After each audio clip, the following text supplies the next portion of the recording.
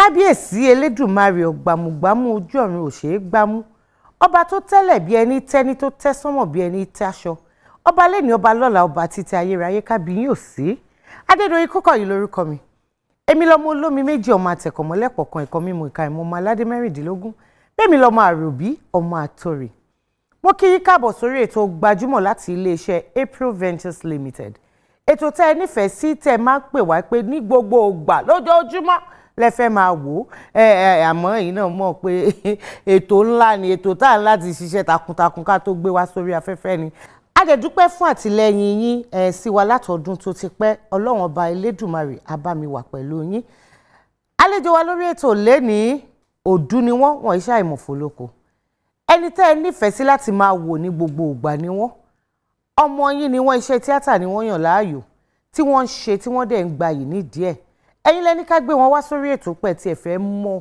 púpọ̀ nú ayé wọn fẹ́ mọ̀ bí wọ́n ti bẹ̀rẹ̀ ọmọ bíbí ìlú tán jẹ́ ìrìn àjò tíátà ń boná dé níbo náà ti bẹ̀rẹ̀ ń boná badé boná náà ń gbèrè pé kí Ọlọ́run gbé àwọn lọ àwọn náà tiẹ̀ wá tiẹ̀ jiyàn o wọ́n ní ẹni gbàkígbà tẹ́ ẹ bá pe àwọn láàárọ̀ lọ́sàn-án lálẹ́ tó bá ṣáà ti jẹ́ lórí ètò Gbajúmọ̀ ni àwọn ò máa jẹ́ wa ní ihò wọ́n ti wá múlérí wọ́n ti múṣẹ báyìí ẹlẹ́ẹ̀kejì tí wọ́n máa bá wa lálejò lórí ètò nìyí ó yá ẹ jẹ́ kálejò mi máa wọlé bọ̀ ká bẹ̀rẹ̀ ètò.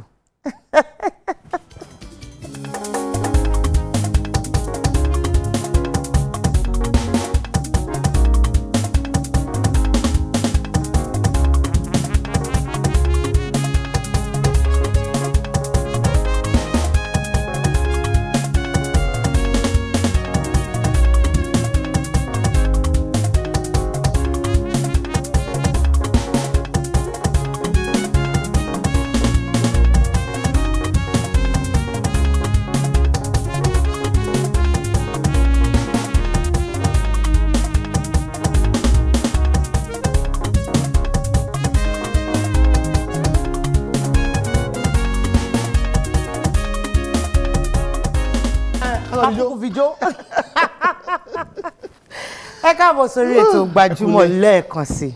Ẹ kú ilé o. Ṣàlàáfíà ni. A dúpẹ́ lọ́wọ́ Ọlọ́run. Àwọn ará ilé ńkọ́? Wọ́n wà ńbẹ̀.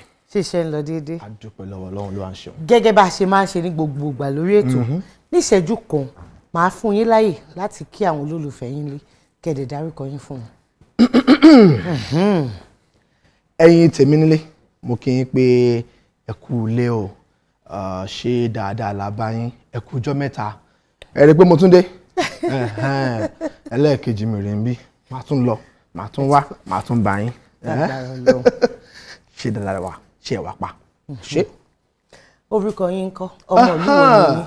Orúkọ tèmi ni Damola Olatunji àwọn kan máa ń pè mí ní the emperor yeah that's what I am so the emperor's people how na dey how market.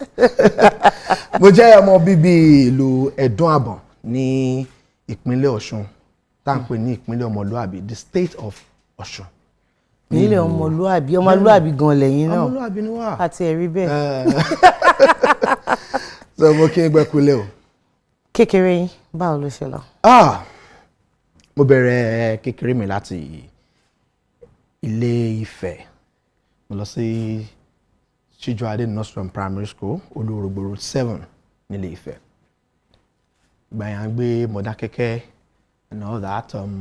Mo tẹ̀síwájú sí Seventh-day Adventist Grammar School. Láti bẹ̀ mo lọ sí Vetland Grammar School. Láti bẹ̀ lọ sí Yaba College of Technology, and from there to National Open University. And from there to movie industry. So kini? Movie industry ni. Movie industry. Ọdún wo wà ní ìrìn àjò movie industry? Ọdún wo ló bẹ̀rẹ̀? Ṣé rí ìrìn àjò movie industry bákan méjì ló pín sí. Ní ìgbà kan tí mo wà ní secondary school, ọjọ́ yẹn mò ń bọ̀ nílé ni. Probably I was in bíi GS2 there about GS3 bí nǹkan ṣá. Mò ń bọ̀ nílé mo kàn ráwọn kan tó ń ṣe film. Wọ́n ṣáà ń ṣe action, kọ́ọ̀tì, kíní kan. Àwọn láyé àjígìjàgà lọ́dún náà lọ́hùn. Then Bàbá Jírébi wọ́n act níbi kan. Ọmọ kan ṣáà wá ń ṣe sí nǹkan, ó ṣáà ń ṣe kò wá gẹ̀ẹ́tì sí yẹn. Àwa táwọn ọ̀rọ̀ láyé kí lélẹ́yìn ṣe mo lè ṣe jù lọ. Pé ọkọ̀ ṣe ni ìwọ tó ń pariwo yẹn yàbọ̀ síbẹ̀ kó ṣe náà èmi mo ṣe ṣe nìyẹn n bá ṣe lọ́ bá ní ó ní continuity èmi ọmọ tó ń jẹ́ bẹ́ẹ̀ lọ́ bá ṣàní ẹbí onílé yín bá fún ọ ládírẹ́sì ló bá di weekend lọ́ bá wálé pé à ń béèrè Fẹ́mi àwọn tó dẹ̀ mọ̀ mí dáadáa láti Fẹ́mi náà máa ń nílé pè mí à ń béèrè Fẹ́mi òkìní kankan ó bá wa ṣe fíìmù kan dáa kò lè jẹ́ Fẹ́mi bí wọ́n wá ní ọmọ mi ò kí n ṣe onífilm wrong náà gbọ́dọ̀ lé mi lọ bí akẹ́lọ́ sí next building àwọn ní ó bá wa ṣe kíní ayé VHS dẹni kò tí ì sí fóònù kò tí ì sí kíní ó bá wa ṣe fíìmù níjọ́ wo last week Wednesday ẹ lọ pè wá ọwọ́ tàdé wí mo pẹ́ délé torí mo wòran àwọn tó ń ṣe fíìmù ni pátá ìwé gbẹgbẹ tó pẹ́ délé kíní kan olùkọ́ni ò tètè fi wálẹ̀ ẹ ṣàgbérọ́ ńlá sílẹ̀ àṣé máa jìyà ní weekend náà bá ní kíní kan wà bá ṣe fíìmù wá ní níbo wá ní à ń lọ Adó Èkìtì. Kò tí ì tí wá ń ṣètò sí. ẹ má jẹ́ ntàn yín ajá náà fi lé wọn. ṣé wọ́n mú tó fọ́nì ni pé ẹni tó tún wá pé ọmọ yẹn fẹ́ bá wa ṣe fíìmù àjígìjàgà.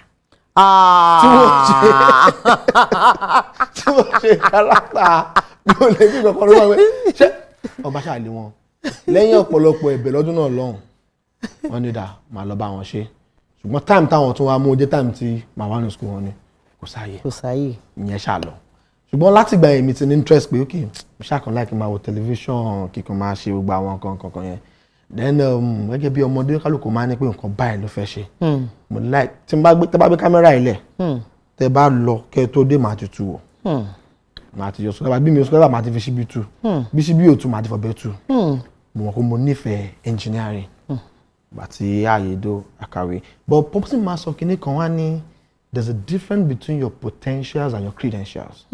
ẹ tún yẹn fún mi kí n gbọ́. pé ìyàtọ̀ wà nínú ìwé tó fẹ́ kà àti ẹ̀bùn tọ́lọ́run fún ẹ méjèèjì ló ṣe pàtàkì.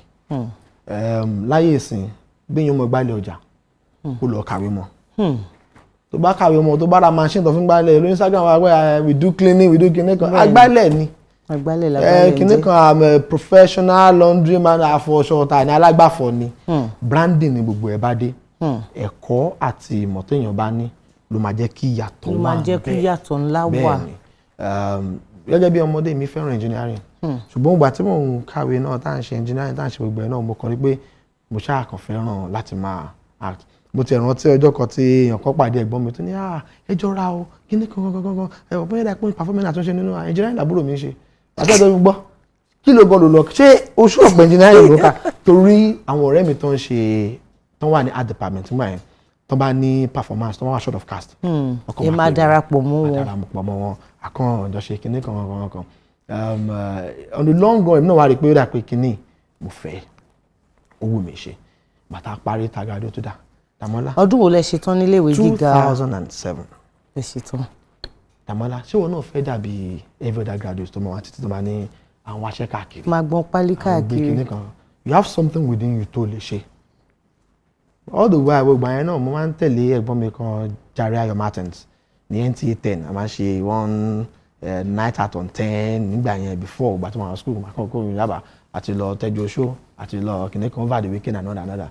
So so okay yeah let's kábí kìíní kan gbogbo ẹ máa ti máa gbà pẹ̀lú Uncle Yomi Fash, that's my boss, my brother. So but mi ò kí n act nígbà yẹn o, I can't lọ iṣẹ́ kan máa wo wọn ṣá ẹ máa ń tẹ̀lé amúgbálẹ́gbẹ̀ẹ́ wọn. bá a mú gbá bá a máa wo mo kókó pa wà ṣàṣùn wa mo kìíní kan wá ọkàn ní ó dàbí pé mi náà fẹ́ máa act báyìí bá ṣe bẹ̀rẹ̀ acting gbá náà nìyẹn. Ọdún wo gangan wà ní ká sọ pé ẹ mú iṣẹ́ tíátà ní ṣíṣe? Professionally, aside from being a PA and all that, I would say 2007. Eré wo lẹ kọ́kọ́ kópa nínú ẹ̀? Nígbà tẹ́ ti pinnu ní o wípé mo fẹ́. Mi lè rántí ṣùgbọ́n èyí tí màá sọ pé the first major lead role tí mo ṣe tó jẹ́ major lead role torí even while I was as a PA nígbà yẹn náà. Ẹ máa ń ṣe àwọn díẹ̀. Mi ò kí n fẹ́ tó máa ní wá ṣe ìrìn mi ṣe bí a lọ ya fíìmù kan ní ẹ̀fẹ́ ìyẹn wá ṣe àwọn òkú ẹni èmi ẹ̀ṣẹ̀ bọ́ra èmi o ara pàtí èmi ò ṣe àwọn ní kíní kan ṣùgbọ́n nígbà tí mo ti wá dòdà fúlì mo fẹ́ máa ṣe kíní ìgbà yẹn Òjò ní first lead role tí mo ṣe Ọpẹ́ Ayọ̀lá ló ṣe Yomi Fash Lanso ló darí ẹ̀ nígbà yẹn so and ẹni tí mo tẹ̀lé nígbà yẹn believe in professionalism. Ìyẹn bọ̀dá Yomi Fash. Tó bá fẹ́ ṣe tó bá wá sórí set as a PA be a professional PA jọ́ mọ̀ pé PA ni bọ̀bọ̀ yẹn ṣe tó bá wá as a set man jẹ́ kó mọ̀ pé okay o set ló Gbajúmọ̀ táyé pé náà ló wá tàn jẹ́ kó mọ̀ pé iná yìí gangan ló ń tàn tó o ní sọ pé yẹn tó di pé mò ń tanná mo gbúdọ̀ tó mọ̀ ń pa àbí. Ó ń gbà àwọn seminars kan wà tó máa ń ṣe ní school kan gbà yẹn mi nífẹ̀ẹ́ dárúkọ ọ̀yá lọ lọ́sẹ̀ kan ọ̀yá lọ kíní kan seminar lórí kíní kan ṣé bó ló tún lọ láìkí bọ́n ṣe ń ṣe kámẹ́rà yà lọ wò ọjọ́ iwájú olè fẹ́ mọ̀ yà lọ ọlọ́sẹ̀ kan. Bí wọ́n ṣe máa ń tọ́ yín sọ́nà ní gbogbo ìgbà. Style tí àwọn ń lò nìyẹn which is I think is the best. Bẹ́ẹ̀ni because láyé ìsìn àti oríṣiríṣi ilé èdè fẹ́ máa ṣe kíní kan ilé èdè ẹ̀kọ́ àti ṣe gan a lot of people tiẹ̀ mọ ìdí tó ń ṣe wà ní industry. Aṣá ti ní àmì náà ti ń ṣe fíìmù wá ti bẹ̀rẹ̀ àti ṣe kíní kan ògiri wá èmi náà ti àpárò television wọ́n ti ṣe fíìmù kíní kan ọ̀run ya bolẹ̀ kíní kan àti gbé sí pósítà àti pariwo ń bẹ̀ ò ní mọ reason tó fi wà ń bẹ̀ torí pé ò lẹ́kọ̀ọ́ nípa ẹ̀ I'm not a professional because èmi ò kọ́ nípa theatre àbí performing art but when you talk about engineering mo lè gara ń bẹ̀ but as a practitioner ní ìdí iṣẹ́ tíátà o ní láti ní àwọn ẹ̀kọ́ kọ̀ọ̀kan lọ́wọ́ àwọn tí wọ́n mọ̀ iṣẹ́ táwọn kan ṣe tí wọ́n lọ ọdún 5 fún tí wọ́n lọ kọ́ ni ìwọ kan dédé kó onígbà mo ti dé èmi mo dá tó yìí tó bá wá fẹ́ ní òde tó fẹ́ fún ẹ láyé náà tó wá lọ kọ́ kí ló dé tí wọ́n ṣe báyìí àwọn tó ń ranjú kí ló tí wọ́n ń ranjú. Àwọn tó ń sunkún kí nídé tó ń sunkún báwo lẹkún ṣe ń wá. Gbogbo ìgbà kan ni ariwo irọ́ wà á láti mọ̀ kí ni kámẹ́rà angle kí ló tó ń ṣe báyìí kí ló tó ń dápá bí kí ló tó ń bí sátà jókòó wọ́n ṣe báyìí ó máa nídìí kí ló tó change apá aṣọ ní báyìí tó ń ṣe báyìí ẹ̀mọ̀ yẹn náà tún máa nídìí. So gbogbo àwọn nǹkan yẹn ló ṣe pàtàkì ẹ̀kọ́ ó ṣe pàtàkì ó ṣe kókó. Gbajúmọ̀ lẹ́tọ̀ ètò ní Gbajúmọ̀. Mo fẹ́ kí ràn mí lọ́wọ́ kí mi náà lè jókòó pẹ̀lú àwọn lọ́balọ́ba káàdéjọ́ máa jíròrò kájọ máa jẹun nínú abọ́ kan náà. Ó mọ̀ pé kéèyàn tó ṣiṣẹ́ kó tó dákọ́ ní iṣẹ́ gidi ni kéèyàn tó jẹ ọ̀pọ̀lọpọ̀ ọ̀yà kí wọ́n tó máa pèèyàn léèyàn kì í ṣiṣẹ́ kékeré o. Ọ̀rẹ́ ti yé mi nǹkan tó fẹ́ kí n ṣe yẹn mo ti mọ̀ wọ́n ti onílò mi fún ẹ èso onígbára mi lò láti gbé ọwọ́ mi sókè láti fún ẹ létí àbí láti lù ẹ. Ọlọ́run wèrè máa yí. Kábúrú ẹ kò káfí lájà lọ́wọ́ ọ̀rọ̀ yóò ní wọ̀ láíláí get out of this place now.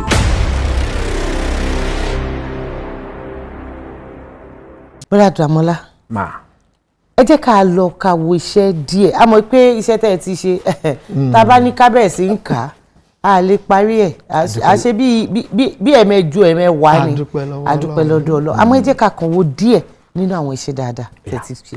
Gbogbo wàhálà tèmi wá ṣe látàárọ̀ yẹn àkáǹtì bọ́ ni kí n wá sọ̀jà rẹ̀ abọ́rọ̀ kó ń jẹ́ ṣiṣẹ́ ìṣòro kó rọrùn ni kò í sì náà kò ẹ́ ṣe báyìí bẹ́ẹ̀ ni mò ń lágùn lórí ni mò ń lágùn lábẹ́ ni mò ń lágùn ní gbogbo ara tí mo stress ara mi kí mo fi dáná fún ẹ wá sọ wípé ò lè jẹun. Fúlákẹ́ ṣé bó ṣe wà ẹ́ mi ní ẹnájì fún ariwo lálẹ́ mi lẹ́mìí jà lálẹ́ jọ ti rẹ̀ mí kí n wọlé kí n ṣáwà kẹsàn-án ni ṣáà gbọ́ pé ó dáná ṣé mo tó pariwo yẹn mo appreciate it fine thank you God bless you but ṣọwọ́ oúnjẹ mi tí mo fi owó mi rà tó fi gas tí mo fi owó mi rà tó fi ṣe nínú ilé tí mo fi owó mi gbà yẹn bá mi package ẹ̀ kò yẹ bá mi gbé sínú freezer tí mo fi owó mi rà tó bá wá di àárọ̀ la ọ̀wá gbé microwave tí mo fi owó mi rà kò yẹ ọ̀wá microwave mi pẹ̀lú nepa bill tí mo fi owó mi san okay see you time. ọ̀gá ṣé dandan ni kẹ́ ẹ ṣe gbogbo àlàyé tẹ́ ẹ ṣe yẹn ni. ṣe wọ́n pé ńgbà míì tí yóò bá ṣàlàyé délẹ̀ ẹni pé ó náà gbéjà wa ni àmọ́ ńgbà tá a ṣàlàyé fún pẹ̀lẹ́ lákọ́ lábo bẹ́ẹ̀ ni ọlọ́ṣàánú wa. kí ni àkọlé eré ta òye.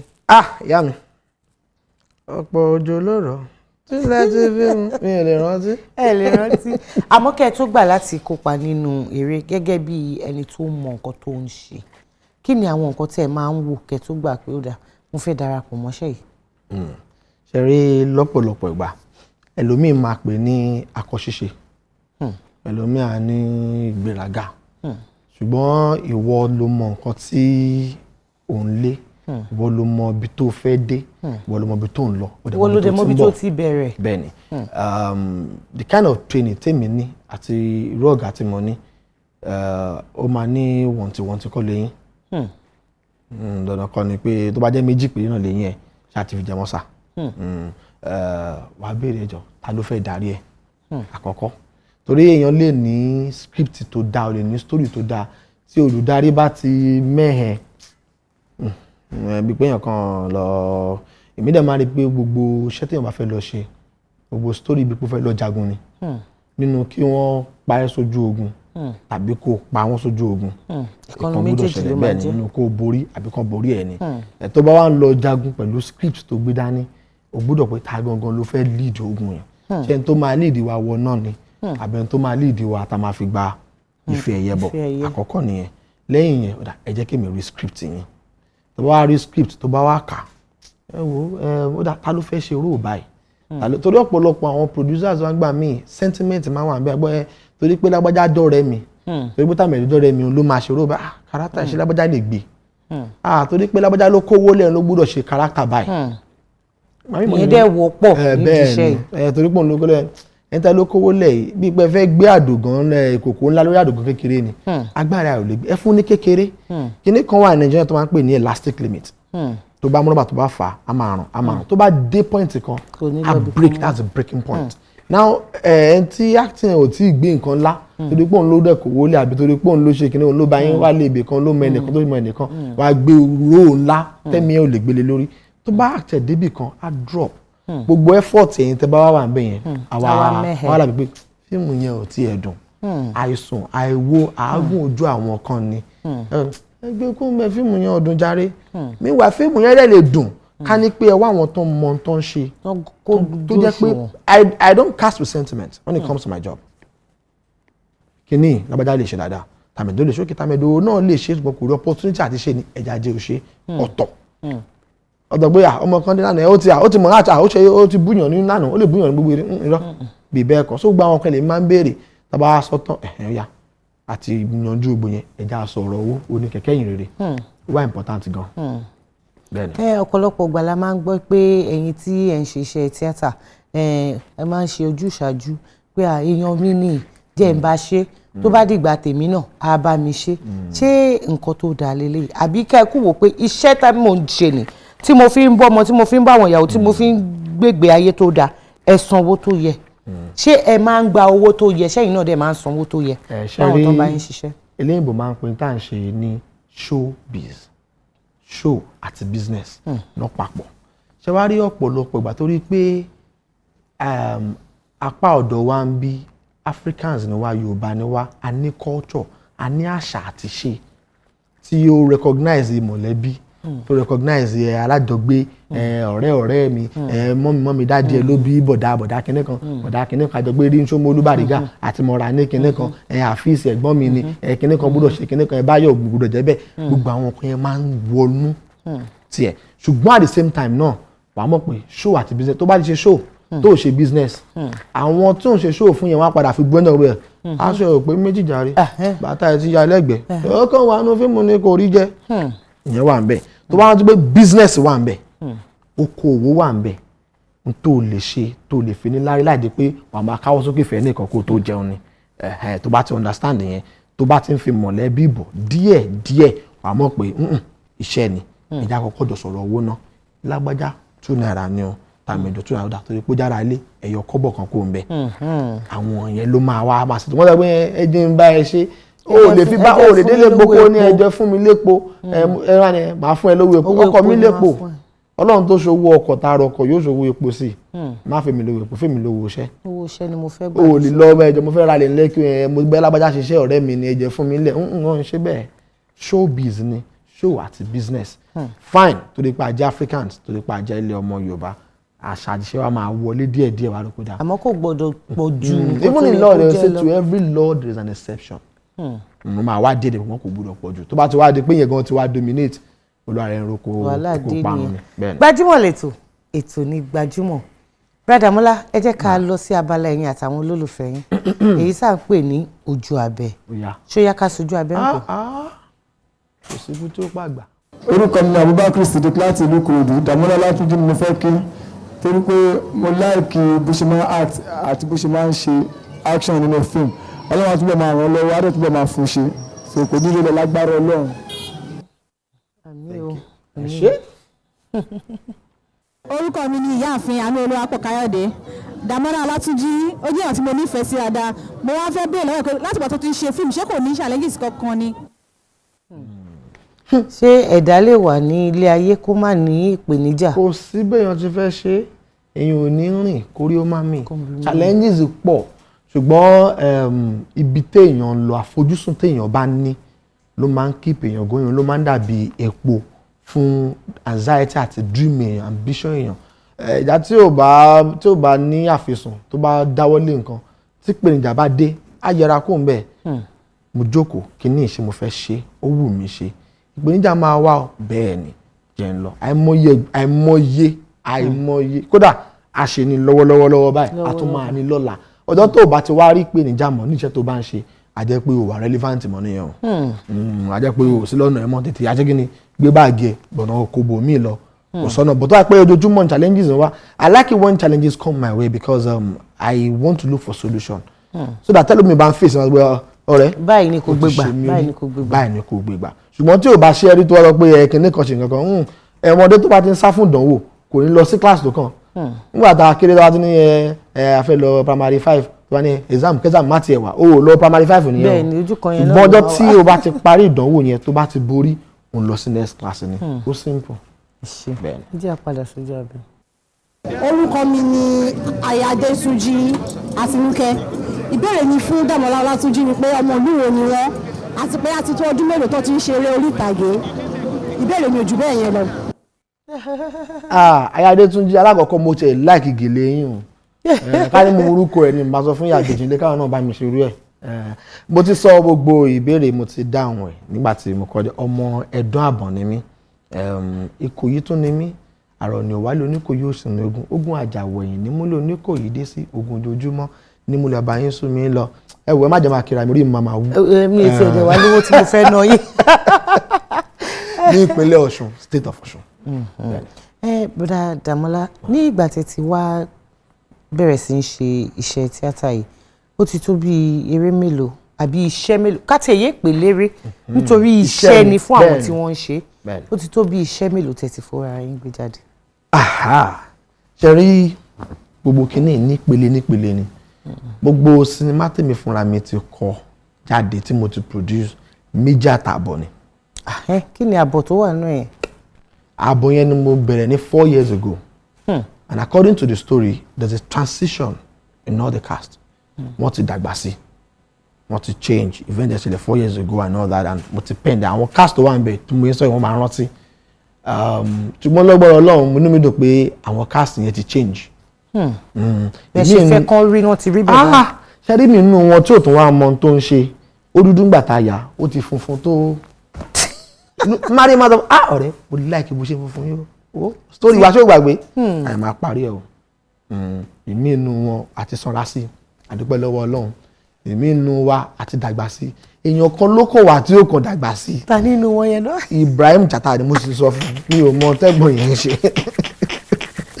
Ọ̀hún yàtọ̀. Sórí mi ṣé ẹgbẹ́ tó ń da ẹ̀rùn ẹ jẹ́ kó irun funfun torí kò yé mi ó nìkan ni ò tí ì change nínú gbogbo story wa ó dẹ̀ máa padà change torí irun funfun tó dúró máa padà wá bẹ́ẹ̀ ni so ìyẹn ni ààbò orí ẹ̀ tá a ti parí ìyẹn làbò orí ẹ̀ bẹ́ẹ̀ ni. mo túbọ̀ pé yàtọ̀ sí ká máa kópa nínú iṣẹ́ eré ṣíṣe ẹ tún ṣe olùdarí báwo ni ìrìn àjò yẹn tún ti bẹ̀rẹ̀ ṣé ẹ tún lọ sílé ìwé láti lọ kọ́ yẹn nítorí náà ọ̀rọ̀ yín ẹ̀yin náà sọ pé tí ó bá jẹ́ iṣẹ́ olùdarí ló fẹ́ ṣe kọ́ kó mọ̀ dójú àmì tó bá jẹ́ iṣẹ́ pé ká máa gbé náà ni kọ́ dé ojú àmì àwọn ìpele iṣẹ́ wo ni ẹ kọ́ tí ẹ fi wò ó pé èmi náà ti dángájíá báyìí mo lè darí iṣẹ́.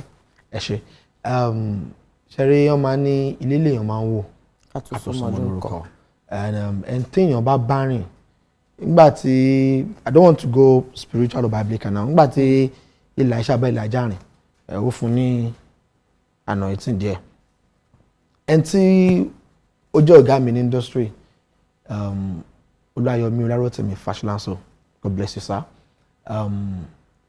ó mọ nǹkan tó ń ṣe gangan ṣé gbogbo àtọ́ máa ní Dàmọ́lá sẹ́mínà kan wà ní kinní kan lórí lightning mi ò lightning kinní kan lọ gbogbo ìgbà yẹn mi ò mọ̀túnmọ̀ ẹ̀ lọ́kọ̀ ẹ̀ ṣe kinní kan lórí acting ní kinní kan sẹ́mínà yà lọ kò yé mi ṣùgbọ́n sì mo wá rí i pé mo mọ I know little things about many things kí ló tọ̀tọ̀ náà báyìí kí n tó wọlé ẹ̀mejì máa bọ̀ okay torí pé kinní okay tán sọ pé kinní kan rí ó ti yé mi now the kind of passion tèmi ní fún film mo rí i pé mo ní what it takes láti darí ẹ̀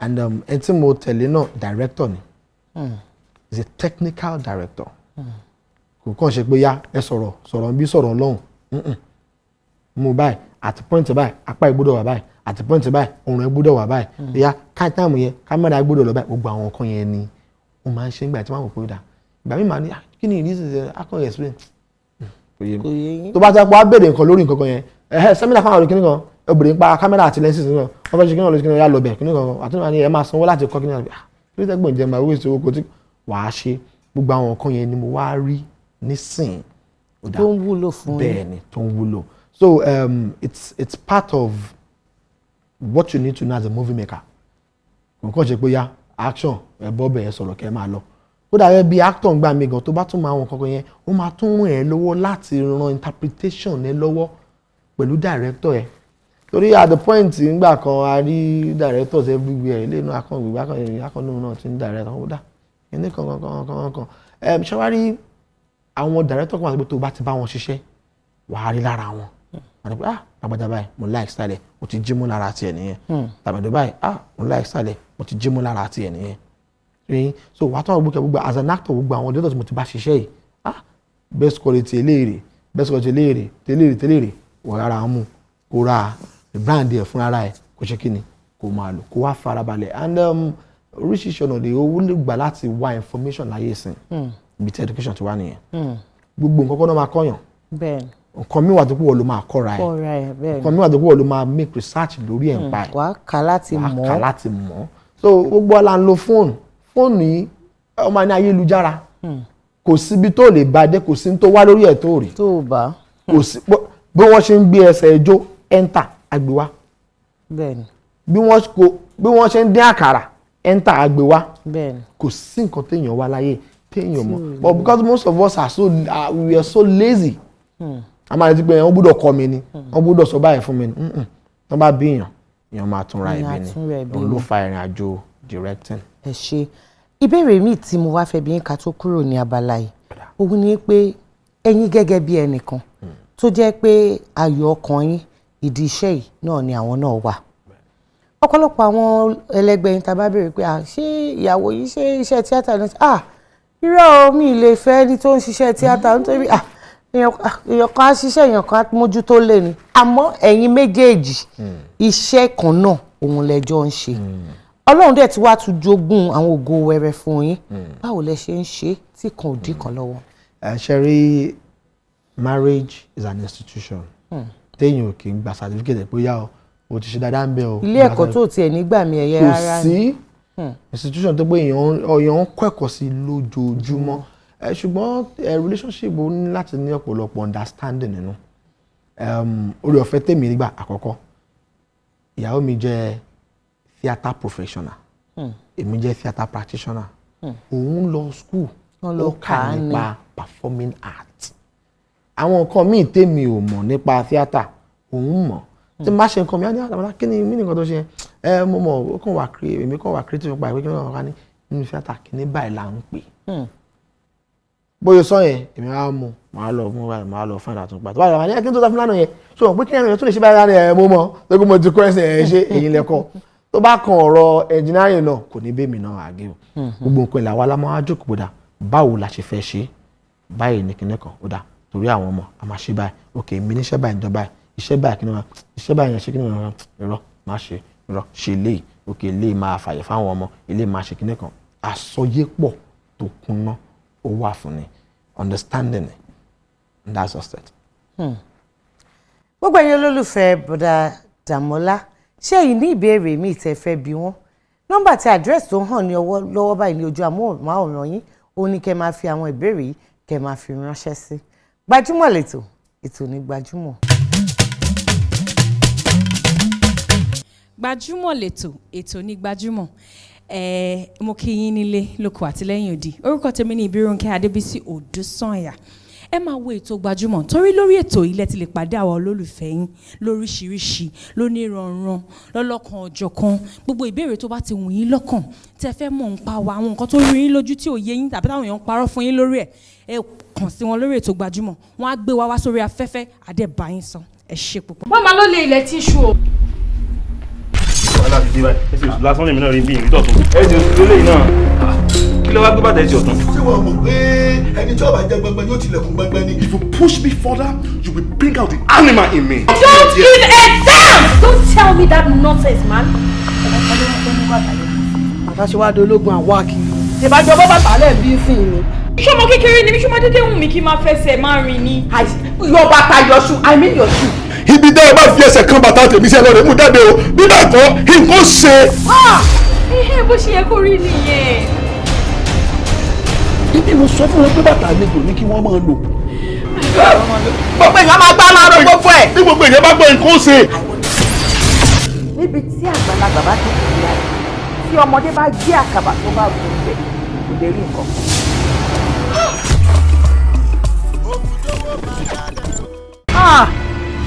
kí ló dé tó jẹ́ pé gbogbo igi tó bá ti tọ́ ìpẹ́ ń gbó. Màámi, ẹ̀yin náà mọ̀ pé àṣeyọ̀wò lọ́rùn gbà. Ẹni tó máa pàkan tádà kan sí, ta ló fẹ́ bí léèrè? Kò sí.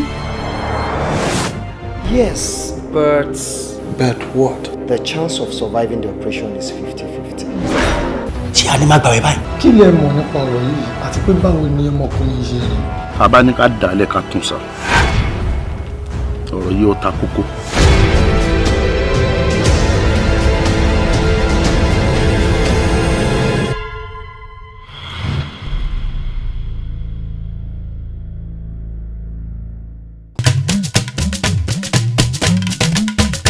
Dàmọ́lá ẹ̀kọ́ àtótónà nínú ọ̀rọ̀ yín ẹ jẹ́ kó máa yé wa pé ọmọ Yorùbá pọ́nbélé ni gidi tó dẹ̀ gbé àṣà àti ìṣe tó gbé ní òkùnkùn bẹ́ẹ̀ ni àbí bẹ́ẹ̀ kọ́ gidi bàjẹ́bàjẹ́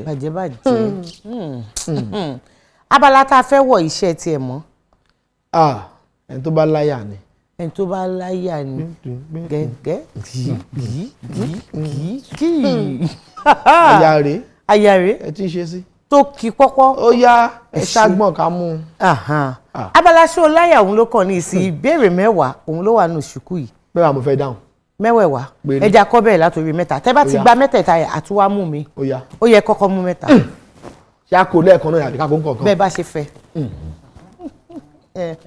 ọmọdé ìlú ẹ wo iye mo mu iye mo bù ré o iye mo bu àgbààgbà ìlú ẹ wo iye mo bu ení o èjì o mélòó mo kó iye mẹ́ta à ń padà bọ̀. mẹ́ta àkọ́kọ́ tí bọ̀dá Dàmọ́lá kọ́kọ́ fẹ́ gbà tó bá ti lè gba mẹ́tẹ̀ẹ̀ta àtúwá bọ́ sórí ìpele kejì tẹ́ máa fi mú mẹ́ta tó kù. ìbéèrè ìkẹrin tó jẹ́ àkọ́kọ́ tí mo máa kà fún yín ìrìn ìgèrè àwọn gọ̀gọ́ tàkúté èwo ni ó yàtọ̀ nínú àwọn èròjà tí a kà sílẹ̀ yìí. gọ̀gọ́ ni. gọ̀gọ́ ni kí ló dé tó fi yàtọ̀. ẹ bá ń tún kà. ìrìn ìgèrè àwọn gọ̀gọ̀ tàkúté. tàkúté ni torí pé gbogbo ìtẹ́ ẹ̀ka sílẹ̀ wọ́n fi ń mú ẹja ni tàkúté nìkan ni wọ́n fi ń mú ẹran bẹ́ẹ̀ ni. kí ni ìrìn. ìrìn wọ́n fi ń mú ẹja lódò ni. wọ́n fi mú bí òkété. ìrìn. bí okùn ni wọ́n á so mọ́ bí igi wọ́n á ní wọ́n dẹ okùn sílẹ̀ ìyẹn ni ìrìn. ó yá kí ni ìgèrè. ìgèrè ó ní bí àgbọ̀n wọ́n fi mẹ́ja lódò. ó yá àwọn ńkọ́. àwọn ni net tá à ń dá sórí láti mẹ́ja. gọ̀ọ̀gọ̀ ńkọ́. gọ̀ọ̀gọ̀ la fi ń lùlù. gọ̀ọ̀gọ̀ kọ́ omi ní gọ̀ọ̀gọ̀ gọ̀ọ̀gọ̀. gọ̀ọ̀gọ̀ Yorùbá fẹ́ gọ̀ọ̀gọ̀. wọ́n ní tó bá ní ọwọ́ mi ò tó bí ọwọ́ mi ò tó ohun ọwọ́ mi ò tó máa fi gọ̀ọ̀gọ̀ fà á. ṣe rí gọ̀ọ̀gọ̀ tó bá àti gọ̀ọ̀gọ̀ ó fẹ́ jọra wọn. kò jọra. ẹ̀dín sọ̀rọ̀ ohun ọwọ́ mi ò tó máa fi gọ̀ọ̀gọ̀ fà á. akọ́rọ́ wà tó fi ń ká obì tó fi ń ká nǹkan lókè báyìí náà ló ṣe rí. Yorùbá ń pè ní síkò àbẹ̀yìnbó ń pè ní síkò. Ọwọ́ mi ò tán fi gọ̀gọ̀ fa gọ̀gọ̀ tó fi lù náà èèyàn lè fi fa nǹkan náà. ẹ lè fi ka nǹkan gọ̀ǹgọ̀ ní ìtẹ́ ìsọ kọ̀ǹgọ̀ ní ìtẹ́ yìí sọ ọwọ́ mi ò tó máa fi gọ̀gọ̀ fa. inú gbogbo nǹkan tá a wá kàlẹ̀ yìí èwo ni ò jẹ́ kan náà. gọ̀gọ̀. nítorí gbogbo àwọn nǹkan yòókù èròjà ọdẹ ni. mo kọ́ tó gbé gọ̀gọ̀ lákòókò. bó jẹ́ todò ni bó jẹ́ ti pápá ni bó jẹ́ tinú igbó ni bó jẹ́ èròjà ọdẹ. mo gbà. gbọ́lẹ̀ ti gbà. ẹ̀yin tẹ kọ́kọ́ ní gọ̀gọ̀ tẹ tún ní tàkúté. bẹ́ẹ̀ tó ṣe ní gọ̀gọ̀ náà ni ètò ìgbó ta fi mẹ́ja àti ta fi mẹ́ran. Yorùbá fẹ́. yóò fẹ́. very rich language. ìbéèrè ìkeje tó wá jẹ́ ìkejì Ọba Lámídì Adéyẹmí ni orúkọ Aláàfin Ọ̀yọ́ kí ni orúkọ ìyálòde wọn báyìí. àfi kẹ́ ẹ fún mi ní fóònù kí n pe Báyọ̀ Tìjání Sanyẹ̀rì àbí gọ́ọ̀lùgọ́ọ̀ àwọn ọlọ́mọ Ọ̀yọ́ bí akẹ́bí mi ní tọ̀sùn. ẹ̀yin lẹ́mú ṣebí gbéraga dé lẹ́ẹ̀kan tẹ́ ní mẹ́wàá ni mo fẹ́ mú. ilẹ̀ Yorùbá fẹ́. wọ́n fẹ́. ó fẹ́. Yorùbá. àmọ́ ó ní nǹkan tá a béèrè yìí tí ó jẹ́ pé ẹ tiẹ̀ gbọ́dọ̀ máa mú. ìyálóde Ọ̀yọ́. ẹ̀ ń ṣeré orí ìtàgé ẹ̀ ń ṣe tìbílẹ̀ ẹ̀ ń ṣe gbogbo ẹ̀ mú wọn pé ẹ ti gbọ́ rí. orúkọ ìyá ẹ̀dá ẹ̀yin ń possible tẹ wá ń lé ẹ bá mi google ẹ ẹ sẹ́ni answer sí mi. wọ́n gbé fún yín. a ti gbà o wọn ọ̀rẹ́ máa wọlé a ti gbà ẹ̀yẹn kan google ẹ orúkọ ìyálóde Ọ̀yọ́ enter answer yẹn ẹ sẹ́ndì ẹ̀ sí wọn. di báyìí ni. ẹ̀yẹn lọ wo Facebook àti Instagram nígbà tí wọ́n lé. Ọ̀yọ́ kì í jẹ oyè ìyálóde. tẹ̀lé pa àgbà kánó ní ni àwa máa mọ̀. nínú Ọ̀yọ́ Mèsì kò sí ìyálóde mẹ́. kálọ̀yọ̀ ní ìyálóde ẹ máa mọ̀ torí pé kò sí la ṣe mọ̀. òun lè ṣe mọ̀. bẹ́ẹ̀ni. ẹ dẹ̀ lè sọ fún wa pé kò sí. ìyẹn là rántí sọ. ìbéèrè ìkẹwàá tó jẹ́ ìkẹta oyè wo ni Yorùbá ń pè ní olókùn ẹṣin. ẹni tí ó mú okùn ẹṣin ọba dání bíi abọ́bakú abọ́bajayé ẹni tí jẹ́ pé gbogbo ìrìn ọba ló mọ̀ tọ́ba bá lọ wá ó wà ń bẹ̀ tọ́ba bá lọ ẹ̀yìn ó wà ń bẹ̀ bí abọ́bajayé abọ́bakú ajírọ̀bà. ajírọ̀bà yàtọ̀ sí tó ṣà ń bọ́ bajayé abọ́bakú. abọ́bakú bẹ́ẹ̀ni kò jù bẹ́ẹ̀ lọ àmọ́ tẹ bá wá ti ń lọ sí ajírọ̀bà oyè ọ̀tọ̀ọ̀tọ̀ ètò mọ̀rin ọba tó ṣọba lójú nìyẹn ajírọ̀bà yàtọ̀ abọ́bakú. àtúngbà ó di mẹ́ta. Damola ẹyọ kan àtààbọ̀ òun lẹ gbà. àwọn tó wà nínú ọgbà kan fún mi. kò sí kankan tó gbà wọn ọmọ gbogbo àwọn emperor sì bọ ẹ gbọ́ gbogbo ẹ la gbà. gbogbo wọn kò sí tó mọ inú àmọ́ adúpẹ́ lọ́dọ̀ Ọlọ́run pẹ̀lú bá a ṣe ń ṣe yẹ̀yẹ́ bá a ṣe ń ṣe àwàdà a tún kọ́ ẹ̀kọ́ kún ẹ̀kọ́ ni mo mọ̀ pé tán bá tún bí yín ní àwọn ìbéèrè yìí ní ọjọ́ mi lágábá yìí lè máa dá wọn lóhùn bẹ́ẹ̀ náà ló jẹ́ fún àwọn tí wọ́n ń wò wá lọ́wọ́ nílé Gbajúmọ̀ lẹ́tọ̀ ètò ní Gbajúmọ̀. Brother Damola tẹ́ ẹ̀ bá sí ní oko iṣẹ́ kí lẹ máa nífẹ̀ẹ́ sí láti ṣe. Tí n bá sí lóko iṣẹ́ máa ń wà nílé pẹ̀lú àwọn mọ̀lẹ́bí mi tí n bá wá sí nìyẹn má dà kí n máa play golf